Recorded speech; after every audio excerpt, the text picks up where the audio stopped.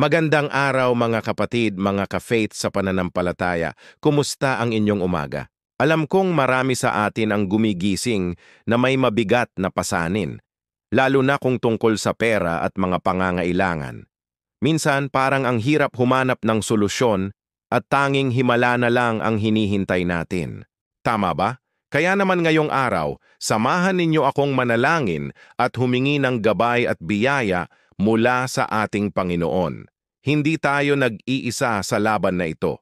Bago tayo magsimula sa ating mga gawain, sa ating paghahanap buhay o sa pag-aalaga sa ating pamilya, ialay muna natin ang lahat sa Kanya.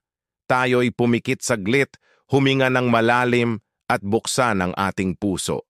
Sabayan ninyo ako sa panalangin ito mula sa kaibuturan ng ating mga puso. Panginoon, salamat sa bagong araw na ipinagkaloob mo.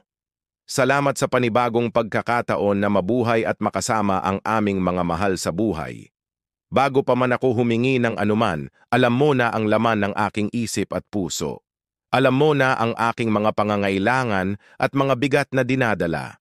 Ngayon, buong pagpapakumbaba kong ipinagkakatiwala sa iyo ang lahat, ang aking mga plano, ang aking trabaho, at ang aking mga pangarap para sa aking pamilya. Panginoon, sa araw na ito, hinihiling ko ang iyong pagpapala. I-bless mo po ang aking mga kamay. Naway ang lahat ng aking gagawin ay magbunga ng kasaganaan at tagumpay.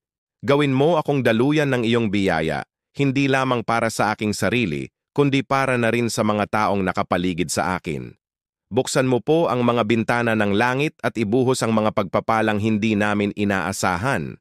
Ipadama mo ang iyong pabor sa bawat hakbang ko ngayon, gabayan mo ang aking mga desisyon, bigyan mo ako ng karunungan upang malampasan ang mga pagsubok, sa bawat transaksyon, sa bawat pakikipag-usap, naway mangibabaw ang iyong presensya. Tanggalin mo po ang lahat ng balakid sa aming daan, ang pag-aalinlangan, ang takot, at ang kawalan ng pag-asa. Palitan mo ito ng pananampalatayang hindi natitinag, na kahit sa gitna ng unos, alam naming kasama ka namin. Panginoon, naniniwala kami na ikaw ang Diyos ng mga himala. Walang imposible sa iyo. Kung may mga pintong kailangang buksan, buksan mo po ito. Kung may mga taong kailangang kumilos upang kami ay tulungan, hipuin mo po ang kanilang mga puso. Nagtitiwala kami sa iyong timing at sa iyong perpektong plano. Ang hinihiling namin ay ang iyong biyaya na sapat para sa araw na ito. Bigyan mo kami ng aming kakanin sa araw-araw at ilayo sa lahat ng tukso at kapahamakan. Sa mga sandaling nararamdaman namin kami nag-iisa at pinanghihinaan ng loob, ipaalala mo sa amin ang iyong mga pangako na hindi mo kami iiwan o pababayaan.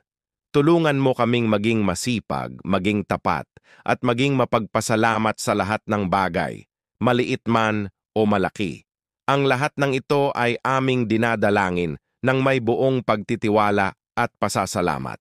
Sa makapangyarihang ngalan ni Jesus, Amen. Mga kapatid, tandaan natin na ang panalangin ay hindi parang magic wand. Ito ay pag-uusap natin sa Ama na nagmamahal sa atin. Samahan natin ito ng pagsisikap, pagiging matalino sa paghawak ng pera at patuloy na pananampalataya. Maniwala tayo na sa tamang panahon, ipagkakaloob niya ang higit pa sa ating hinihiling. Maraming salamat sa pagsama sa akin sa panalangin ngayong umaga. Naway maging mapagpala ang inyong buong araw. Kung napalakas ka ng mensaheng ito, huwag kalimutang i-like ang video na ito at mag-subscribe sa ating channel Liwanag at Pag-asa TV para sa mas marami pang dasal at pagninilay. I-share mo na rin ito sa iyong mga kaibigan at pamilya na maaaring nangangailangan din ng paalala ng pag-asa. Mag-iwan din kayo ng comment sa ibaba ng inyong prayer requests para maipanalangin natin. Hanggang sa muli, pagpalain tayong lahat ng Diyos.